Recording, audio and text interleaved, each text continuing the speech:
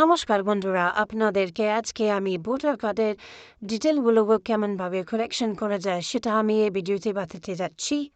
সবার থেকে আগে আপনাকে ক্রোম খুলে নিতে হবে। ক্রোম খোলার পরে ওখানে আপনাকে সার্চ করতে হবে ভোটার সার্ভিস পোর্টাল। তো আমরা এখন এখানে সার্চ করে দিচ্ছি ভোটার সার্ভিস পোর্টাল দিয়ে।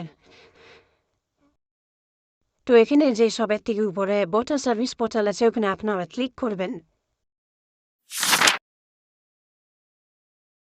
তারপরে এমনভাবে একটা ইন্টারফেস খুলবে। তারপরে আপনাকে এখানে লগ ইনের উপরে ক্লিক করতে হবে। তারপরে আপনারা এখানে মোবাইল নাম্বার যা রেজিস্টার করা মোবাইল নাম্বারটা এখানে দেওয়ার পরে ক্যাপচা কোডটা দেওয়ার পরে সেন্ড ওটিপির মধ্যে ক্লিক করে লগ ইন করে নিতে পারবেন।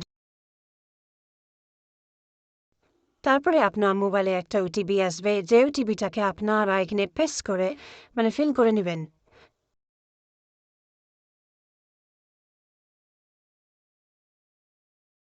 ফিল করার পরে লগ ইন করবেন।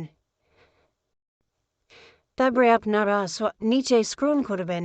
নিচে স্ক্রল করার পরে একটা নিচে ফর্ম করে একটা পাবেন, ওটাতে ক্লিক করার পরে আপনার ভোটার কার্ডের নাম্বারটা ফিল করবেন। ফিল করার পরে আপনার এখানে খুলে যাবে আপনার ভোটার কার্ডের ডিটেল। ওপরে ওকেতে ক্লিক করবেন। ক্লিক করার পরে এখানে কারেকশন যে অপশনটা আছে ওটার মধ্যে ক্লিক করবেন। তারপরে আপনারা এরকম ইন্টারফেস দেখতে পারবেন। নিচে স্ক্রল করে যাবেন। তো নিচে আপনারা এখানে পাবেন, নিচে আপনারা পাবে অ্যাপ্লিকেশন ফর কারেকশন। এখানে আপনারা এখানে ক্লিক করবেন ডেট অফ বার্থে। তারপরে ডেট অফ বার্থটা ঠিক করে নেবেন। ঠিক করার পরে নিচে আপনারা সিলেক্ট ডকুমেন্টের মধ্যে যাবেন। সিলেক্ট ডকুমেন্টের মধ্যে আপনারা কিছু চুজ করতে পারেন, কিন্তু আমি এখানে আধার কার্ড চুজ করব।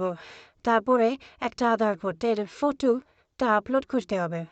আপলোড করার পরে তারপরে আপনার নিচে যাবে ডিক্লারেশন ফর্মটার মধ্যে যেখান থেকে আপনারা বলছেন সেই জায়গাটার নাম দিয়ে দেবেন। তারপরে নেক্সট করে ক্যাপচার কোডটা ফিল করে সাবমিটের মধ্যে ক্লিক করে দিবেন। তারপরে একটা ফর্ম জেনারেট হবে। সেই ফর্মটার মধ্যে একটা আপনার রেফারেন্স নাম্বার হবে। সেই রেফারেন্স নাম্বারটা আপনারা চাইলে ট্র্যাক অ্যাপ্লিকেশন স্ট্যাটাসের মধ্যে যেয়ে ওখানে রেফারেন্স নাম্বার ফিল করে আপনারা ওটা দেখতে পারবেন আপনার প্রসিজারটা কত দূর আগিয়েছে।